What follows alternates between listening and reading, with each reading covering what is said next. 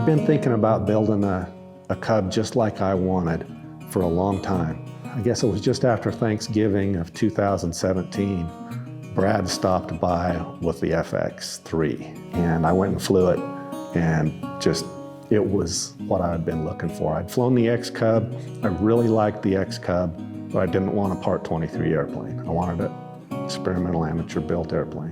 What I really liked about the FX-3 was the speed with the constant speed prop. The heater was excellent. Brad flew down here nonstop at 17,500 feet in a light jacket. Like, that's impressive. Went to Oshkosh last year, went to Camp CubCrafters. Brad got me back in the FX-3, went out and flew it for 20 minutes, and that was the end of it. In October, I ordered the kit.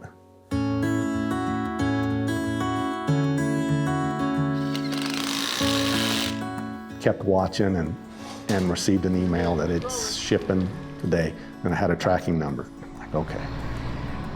So I watched it left Yakima, started south, got somewhere in Oregon, and sat like a week. I'm like, what's going on? Well, finally it started moving again. Came through Salt Lake, and I'm like, oh great, it's gonna be here tomorrow. And it went past, and it went to Denver, and sat in Denver for a couple days. It went within 5 miles of here. Why didn't it stop? It finally showed up, and we unloaded it and put it in the hangar.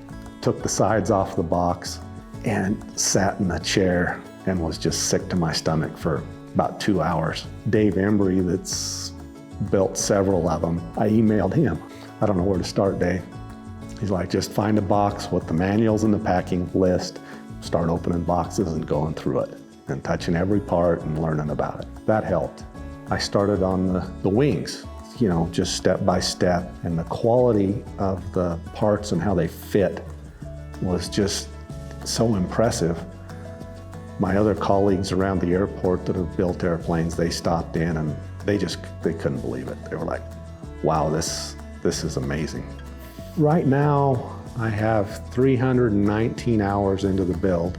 The wings are ready for cover. The fuselage is nearly completed.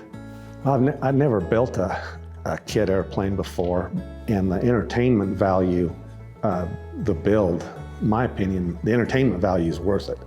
It's been recreation, it's been therapy. You can just go to work on it and you put a few pieces together. It's just a real sense of accomplishment. And the artistry that can go into it, making sure everything is measured, cut, drilled, just perfect. It's really fulfilling. I wanted the experience of the build, getting to touch every piece. Anybody could put it together. I mean, with the online forum, the manuals, the videos, anybody can figure it out. But take your time making an adventure of building your airplane. There's been a few challenges that I can't figure out. Think about it and come back and wow, that fit perfect. What happened, 20 minutes or an hour ago? I don't have a lot of patience, but it's helped me grow with some patience. I hope to have the airplane ready to go for Oshkosh of 2020.